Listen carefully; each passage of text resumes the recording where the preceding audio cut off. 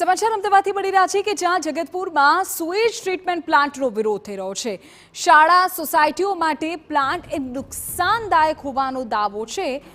આ treatment plant નહીં બનાવવા માટે સ્થાનિકોએ અનેક રજૂઆત પણ કરી છે। રજૂઆતો છતાં તંત્ર દ્વારા પ્લાન્ટ બનાવાતા સ્થાનિકોનો વિરોધ। મોટી સંખ્યામાં લોકોએ રસ્તા પરથી ઉતરી ત્યાં વિરોધ નોંધાવ્યો હતો। લોકો બહાર આવ્યા, હાથમાં બેનર્સ રાખ્યા અને લોકોએ વિરોધ દર્શાવ્યો।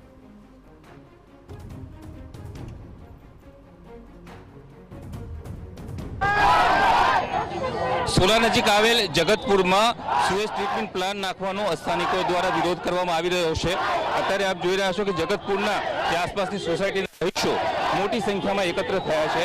અહીં શાળા આવેલી છે તથા જે સંખ્યાબંધ સોસાયટીઓ છે તેનો વિરોધ કરવામાં જે સોસાયટીઓ છે તેઓ દ્વારા વિરોધ કરવામાં આવી રહ્યો છે। સ્થાનિક લોકો સાથે વાત કરીશું। કેમ વિરોધ, કયા મુદ્દાઓને લઈને વિરોધ કરી રહ્યા છે? પાછળ એસટીપી પ્લાન્ટ બની રહ્યો છે જેના લીધે લોકોનું સ્વાસ્થ્ય બગડી શકે છે। નાના છોકરાઓ રહે છે, રહેણાંક વિસ્તાર છે, પબ્લિકને ગંદુ પાણી મળે, સ્વાસ્થ્ય બગડે, એમને માદા પડે। નાના છોકરાઓ અહીંયા રહે છે, ગામના પબ્લિક છે, અહીંયા આટલું બધું રેસિડેન્સ બની રહ્યું છે પણ છતાં બી ગવર્મેન્ટ સાંભળી નથી રહી અને વચ્ચોવચ્ચ એસટીપી પ્લાન્ટ બનાવી રહી છે। જે જગ્યા ઉપર પ્લાન્ટ બની રહ્યો છે તે જગ્યા શેના માટે ફાળવવામાં આવેલી હતી? પહેલા ગાર્ડન માટે ફાળવવામાં આવેલી હતી પણ અમારા અદાણી સાહેબ એમના પાસે લઈ ગયા, અહીંયા એસટીવી પ્લાન્ટ લાવ્યો। હવે એની અંદર લોડિંગ અનલોડિંગની અંદર જે વાસ આવવાની એ તો કોઈ રોકી નથી શકવાનું અને એની અંદર જ જે જમ્સ બધામાં ફેલાવાના એના માટે ગવર્મેન્ટ શું કરવાની અને 24 કલાકનો મશીનનો અવાજ તો ચાલુ જ રહેવાનો। કેટલો ખતરો લાગે છે આ પ્લાન્ટ આવવાને કારણે? ખતરો એટલો બધો છે કે લોકોના જનજીવન રહેવું મુશ્કેલ થઈ જશે અહીંયા અને ખરાબ વાસી લોકોનું આરોગ્યને નુકસાન થશે અને આવનાર પેઢીને પણ એટલો મોટું નુકસાન થશે કે જેનું સહન નહીં કરી શકે। શું કહેવામાં આવ્યું હતું અગાઉ? સાહેબ, અગાઉ એવી ઇન્ફોર્મેશન હતી કે અહીંયા ગાર્ડન બનવાનું છે। તાત્કાલિક યુદ્ધના ધોરણે આખી રણનીતિ બદલીને અસ્થાયી રીતે અહીંયા લોકોને હેરાનગતિ થશે એવું ભવિષ્યના માણસોને બધાને અમને લાગી રહ્યું। અહીંથી સ્થળાંતર કરવાની વિનંતી છે। કેટલી સોસાયટીઓ ઇફેક્ટેડ થવાની છે આમાં? અહીંયા લગભગ 32 જેવી સોસાયટીઓ આજુબાજુની ઇફેક્ટેડ થશે અને સૌથી વધારે જગતપુર ગામ નજીક આવેલું છે અને આજુબાજુ 1 કિલોમીટરની અંદર ઘણી બધી સોસાયટીઓ આવી રહી છે, નવી બની રહી છે। અત્યારે હાલમાં 10 થી 12 સોસાયટીઓ રેડી છે તો લગભગ 10,000 જેવી પબ્લિકને ઇફેક્ટ થાય એવું છે।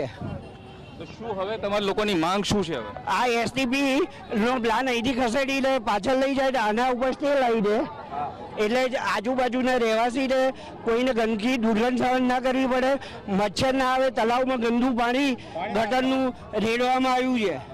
શું માંગણી શું છે હવે આપની? આ એસટીપી પ્લાન્ટ અહીંયાથી સ્થળાંતર થાય। કોર્પોરેશન પાસે ઘણા પ્લોટો છે જે ખૂણા ખાચરે છે, રેસિડેન્સ ઝોનની અંદર નથી।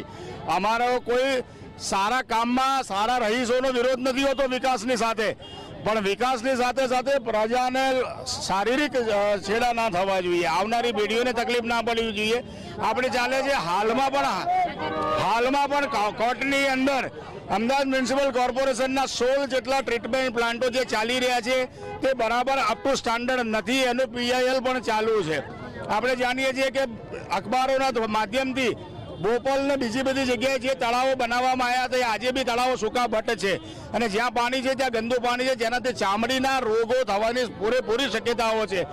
આ અસર જ્યારે સરકારી તંત્ર અધિકારીઓ એમ સમજાવે પ્રજાને કે સ્વીડિશ પ્લાન્ટ લાવીશું, સ્વીડિશ પ્લાન્ટ શરૂઆતના 6 મહિના 12 મહિના સુધી તો સારા ચાલશે, આફ્ટર ઓલ તંત્ર તો આ જ અધિકારીઓ ચલાવવાના છે આ પ્લાન્ટને। તો ભવિષ્યમાં આવનારી પેઢીને આના ગેરફાયદાઓથી બચાવવા માટે આપણી પાસે ઘણી જગ્યાઓ છે। જો માત્ર આ છેલ્લો વિકલ્પ હોય તો પ્રજા આ સરકારને વર્ષો વર્ષ ચૂંટીને લાયા છે તો વિકાસના કામમાં પ્રજા સાથે